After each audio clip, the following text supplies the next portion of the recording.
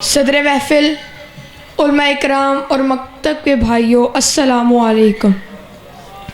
آج کا میرا موضوع غیبت میں ہماری ذمہ داریاں ہے۔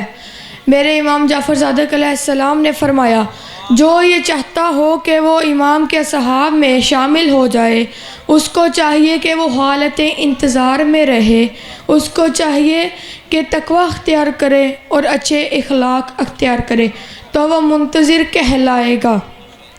میرے امام جعفر صادق علیہ السلام نے ہماری ذمہ داریوں کو ان چند لفظوں میں بیان فرما دیا ہے کہ مجھے منتظر بننا ہے اور منتظر بننے کے لیے اپنے امام کے حکموں پر عمل کرنا پڑے گا۔ اگر میں حکم امام کو تفصیل سے بیان کروں تو آیت اللہ محمد تقی اصفہان نے 40 کام یا 40 وہ ذمہ داریاں جو امام نے ہم پر لازم فرمائی ہیں تفصیل سے بیان فرمائی ہیں۔ پہلے ہمیں امام کے ظہور کا انتظار کرنا، زمانہ غیبت میں آنے والی مشکلات پر ثابت قدم رکھنا ہوگا، امام کے جلد ظہور کی دعا کرنی ہوگی، امام کی سلامتی کے لیے صدقہ دو، ہر حالت میں آپ کی مدد کا ارادہ رکھنا پڑے گا۔ ان حضرات کا نام لینے پر جن کے نام لینے پر تم باعزت طریقے اور احترام سے کھڑے ہو جاتے ہو، خصوصاً امام قائم علیہ السلام کے لیے کھڑے ہوا کرو۔ اپنی اہم حاجات کو امام کے توسل رکھ دو، اپنی اہم حاجات کو امام کے فضائل اور کمالات کو تفصیل سے بیان کیا کرو، لوگوں کو امام کی معرفت اور خدمت کے لیے دعوت دو، لوگوں کو امام کی معرفت اور خدمت کی دعوت دو،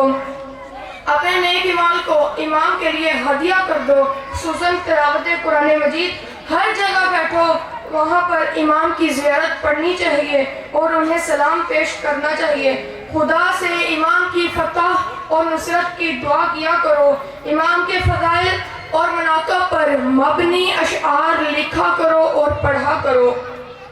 زمانے کے شیاطین کی طرف سے پیدا کیے جانے والے شبہات کے مقابلے میں اپنے دین اور ایمان کی حفاظت کی دعا کیا کرو، علماء کے ذریعے دین میں پیدا ہونے والی مشکلات و اعتراضات کو رفع کیا کرو، اپنے دینی بھائیوں کے حقوق کی ادائیگی کی کوشش کرنی چاہیے، ذکر خدا کے علاوہ اپنی زبان کو ناپاک ہونے سے محفوظ رکھو، حضرت بقیت اللہ کے اعمال اور اخلاق کی پیروی کی کوشش کرنی چاہیے، حقیقی توبہ کرنا اور صاحبان کے حقوق کو ادا کرنا، غیر معروف رہنا اور شہرت سے پرہیز کرنا، ایسی مجالس میں شرکت نہ کرنی چاہیے جہاں امام کا ذکر نہ ہو، مومنہ کے لیے خوشی و سرور کا باعث بننا،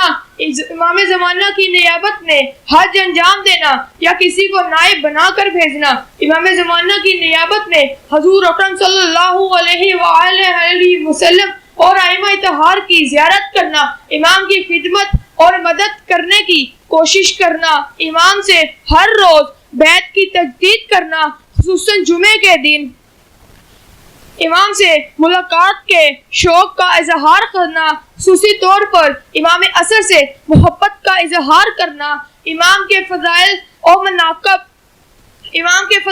اور مناقب بیان کرنے کے لیے مجلس اور محافل منعقد کرنی چاہیے، امام کے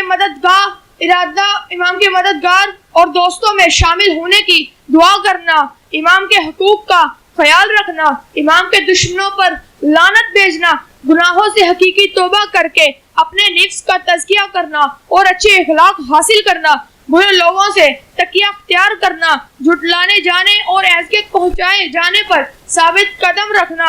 امام کو نہ بھولنے کی دعا کرنا۔ جو شخص ان 40 کام یا 40 وہ ذمہ داریاں پر عمل کر لیتا ہے تو وہ منتظر کہلائے گا۔ بآواز بلند تر صلوات۔